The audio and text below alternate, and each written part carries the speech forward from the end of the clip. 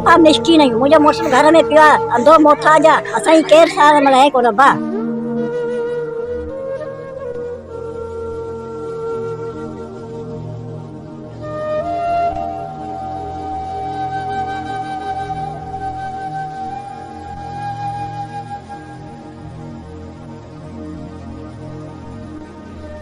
बनून में सवें गरीब मुस्तक औरतन ऐं मर्दन तरफ़ां पक्का घर तमीर करण वारनि कमनि में पंहिंजा नवाज़ी ख़िलाफ़ एहतिजाजी मुज़ाहिरो कयो वियो। बनून यूनियन काउंसिल में NGO पारां घर तमीर करण वारनि कमनि में वॾे पैमाने ते अकरबा परोइन जो इंकशाफ थियो आहे। बनून जे रवासिन हैदर मल्ला, हूल ज़ाल महरम मल्ला, मरियम ज़ाल वसायो, जिनून ज़ाल इसाक मल्ला, फरज़ाना ज़ाल सलीमान मल्ला, ज़ैनब ज़ाल लोंग मल्ला ऐं ॿिनि समाजी तंज़ीमुनि तरफ़ां घर ठाहिराइण वारनि कमनि में पंहिंजा नवाज़ी ख़िलाफ़ एहतिजाजी मुज़ाहिरो कयो। उन मौक़े ते मुतासिर थींदड़ ॻोठाणनि इल्ज़ाम हणंदे चयो त सजावल ज़िले में गरीबनि खे पक्का घर तमीर करण वारनि कमनि में पंहिंजा नवाज़ी थी रही आहे। हिननि चयो त बनून में समाजी तंज़ीमुनि तरफ़ां अकरबा परोइन तहत जेके घर तमीर कराया पिया वञनि उहे अॻु ई तमीर थियल आहिनि, फ़क़ति खाना पूरी कई पई वञे। हिननि वधीक चयो त असां घरनि जा हक़ीक़ी मुस्तक आहियूं, असांखे घर ॾिना वञनि। काठियुनि जो गॾो असांजा बच्चा खणनि तॾहिं तंहिंखां किलो अटे जो अचे तॾहिं असीं खाऊं था। असीं मिसकीन आहियूं, के ॻाल्हि खे नथा पुॼो सघूं।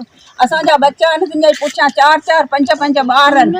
असीं केॾां वञूं? जे खंड जी कनि त पती कान्हे, पती जी कनि त ॿोड़ कान्हे, ॿोड़ जी कनि त अटो घर में असांजे घर में कोन्हे। घर मुंहिंजा त खीरा मूंखे कोन हुआ, सफ़ा ग़रीब आहियां। काठियो गॾो करे थी पुट बतन पेट सफ़ा ग़रीब आहियूं, वेठा बने ओड़ी परे आहियूं भा, सफ़ा मिस्किन आहियूं। मुंहिंजो मुड़ुसु घर में पियो आहे अंधो मोथाज आहे। असांजी केरु सार मल्हाए कोन भा।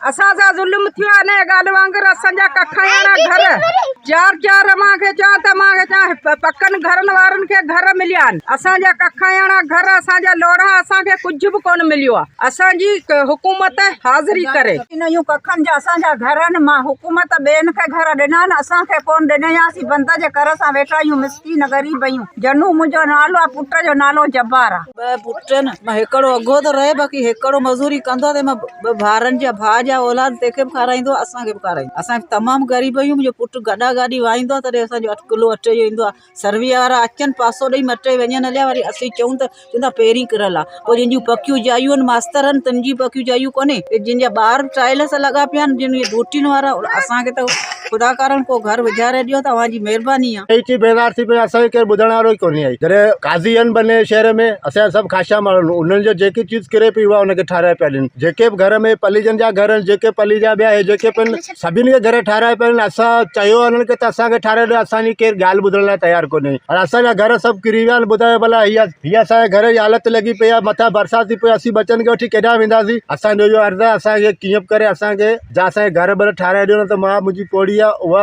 पई आहे हिकिड़ी जॻह ते, उन असां ते इलाजु करण जा पैसा बि त असां वटि कोन्हे आई। ऐं असांखे इहे घर महिरबानी करे ठाराए ॾियो।